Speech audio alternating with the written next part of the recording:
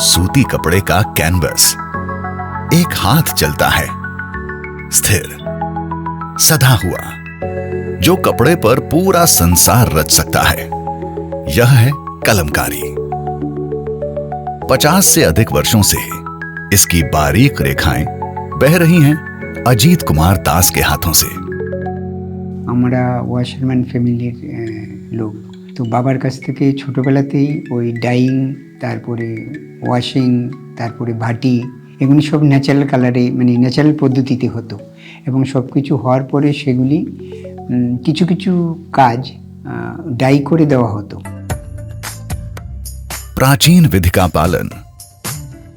कपड़ा गोबर और राख में धोकर धूप में सुखाकर हरण में भिगोया जाता है।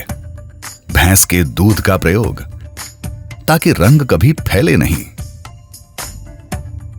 हल्दी और अनार से पीला, इंडिगो से नीला, फिटकरी से जागता लाल। प्रकृति रंग बनाती है और रंग कथा। इनका बनाया कमल पत्र एक प्रमाण। यहां अनुशासन और दिव्यता मिलते हैं।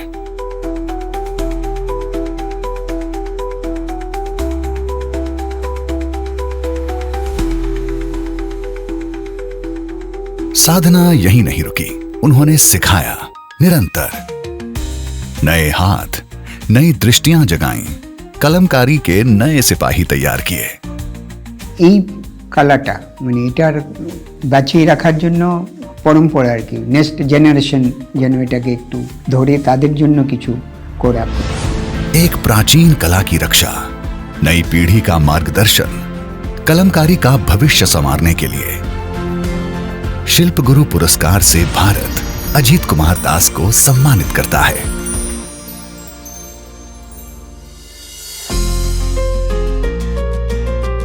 ओडिशा की पावन धरती,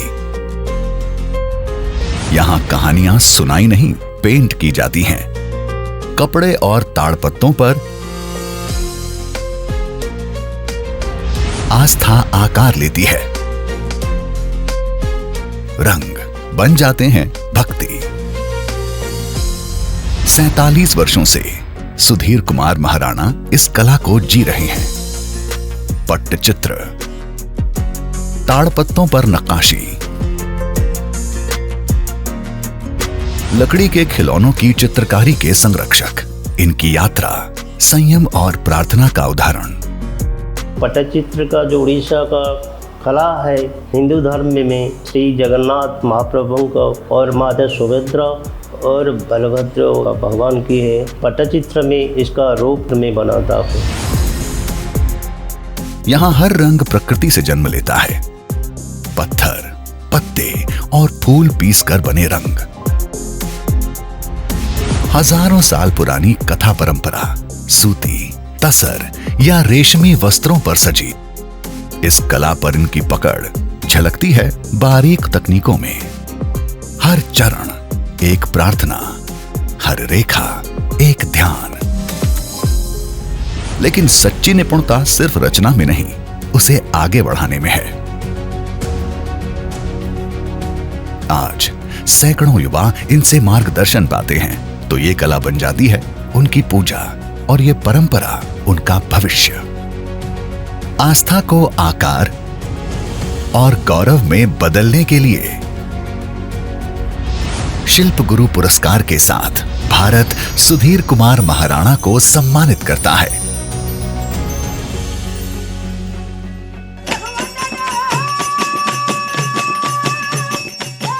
सिनेमा से पहले परछाइयां थीं। आंध्र प्रदेश के निम्मालकुंटा जैसे गांव से चमड़े की कठपुतलियां महाकाव्य और लोक कथाएं जीवित करती। 15 सदियों पुरानी परंपरा आज भी सांस लेती है टी शिवम्मा के हाथों में।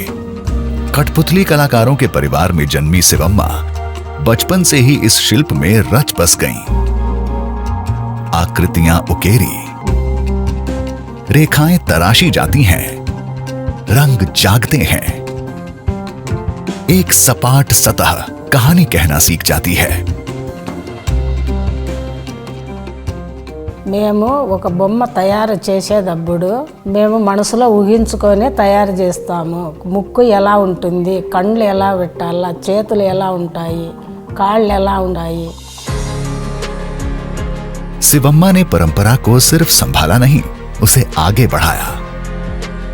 जब छाया नाटक शांत होने लगे, उन्होंने कठपुतली का नया रूप सोचा. वही शिल्प, वही आत्मा आज आधुनिक घरों में जीवित है, कला, स्मृति और विरासत बनकर. लेकिन उनकी सबसे बड़ी विरासत सिर्फ रचना नहीं, बांटना है, शिक्षा है. युवा हाथों को मार्गदर्शन, ताकि कहानी एक पीढ़ी पर आकर थमे नहीं. एक प्राचीन कला की साधना, समय के साथ परंपरा को ढालने, लेदर कठपुतली कला का भविष्य रचने के लिए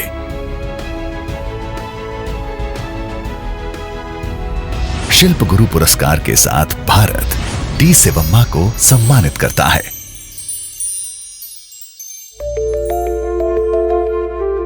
बचपन में मिट्टी से पक्षी बनाए, नन्हे हाथ ऐसी कला को पहचानते हुए जो एक दिन उसकी पहचान बनी. आज वही हाथ परंपरा को आकार दे रहे हैं. डोलोन कुंडू मंडल, भारत की अग्रणी टेराकोटा शिल्पकार.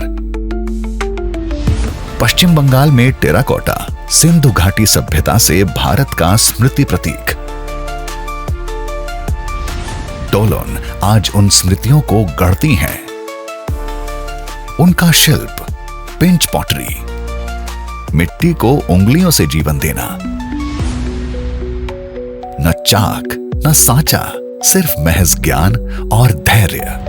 टेराकोटा के कलशों पर रामायण की रचना, धर्म, त्याग, विनम्रता के क्षण, मिट्टी पर उकेरे गए भारतीय मूल्य, साथ साथ नजर भविष्य पर. प्राचीन परंपरा में बुने हुए समकालीन रूप.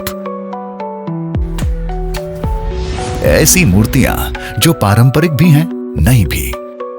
রামায়ণ হোক বা আজকের কন্টেম্পোরারি কাজ হোক, যখন একজন শিল্পী নতুন কিছু ভাববে, সেই তার ভাবনা অনুযায়ী কোনো নতুন কাজ, নতুন সৃষ্টি হোক, মাটি কিন্তু সব কিছুকে আপন করে নেয় এবং মাটির দ্বারাই সেটা সম্ভব হয়.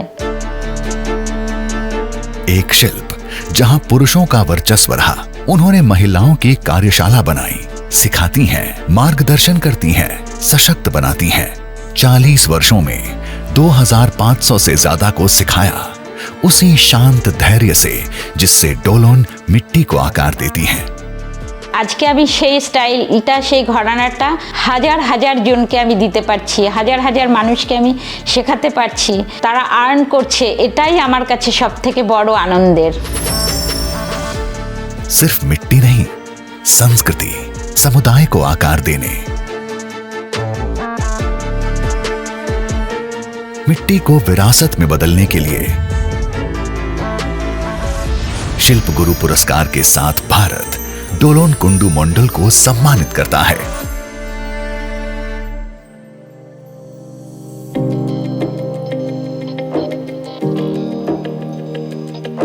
भुज,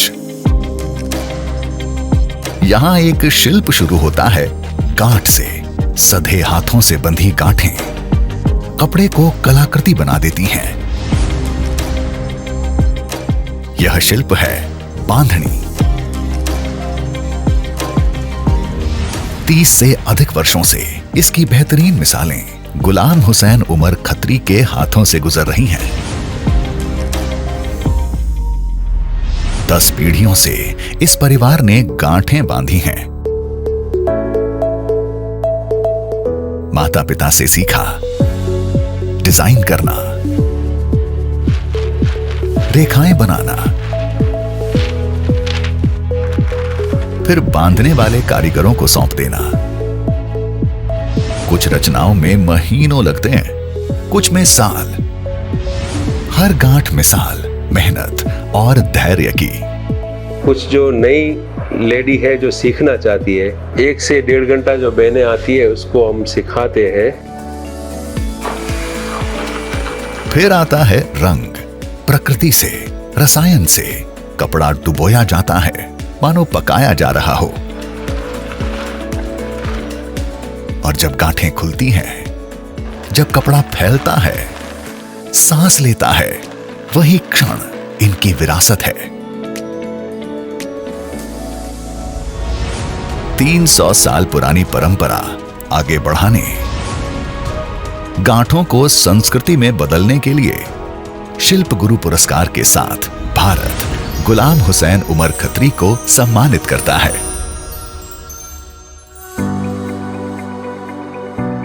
50 फ्रेम, 10 रंग, एक यात्रा का अनूठा रूप, एक जीवित वस्त्र गाथा, त्याग, शक्ति और सरलता की कहानी, मोम में रची, भक्ति से रंगी हुई, राम का जीवन, कपड़े पर सजी कथा, संपूर्ण रामायण बाटिक में, माधुरी मिश्रा की दुनिया। 5 दशक माधुरी ने बाटिक को जिया, उसके अनुशासन में निपुणता पाई। मोम का खेल, रंगों का चढ़ना, उतरना, फिर चढ़ना, तब तक जब तक कपड़ा कलाकार की सोच ना पकड़ ले। हर कृति समय से गढ़ी, हर डिजाइन अनुशासन से बना। बाटिक ने मुझे धैर्य सिखाया। मोम जल्दबाजी बर्दाश्त नहीं करता है, इसमें गलती की कोई गुंजाइश नहीं होती, इसलिए हमें कपड़े की भाषा सुनना और समझना पड़ता है। पर उनका असली कैनवस सिर्फ कपड़ा नहीं था, इंसान था। युवा हाथों को प्रक्रिया का सम्मान सिखाया, परंपरा को सांस लेने दी। कला कोई भी हो, यदि वो एक आदमी तक सीमित रह जाती है तो खत्म हो जाती है, उसके विलुप्त होने के चांसेस बढ़ जाते हैं, इसलिए उसे नई पीढ़ी तक पहुंचाना सिखाना बहुत ही जरूरी है। कलाकार, मार्गदर्शक, नाजुक कला की संरक्षक, बाटिक परंपरा को कल तक ले जाने के लिए शिल्प गुरु पुरस्कार के साथ भारत माधुरी मिश्रा को सम्मानित करता है।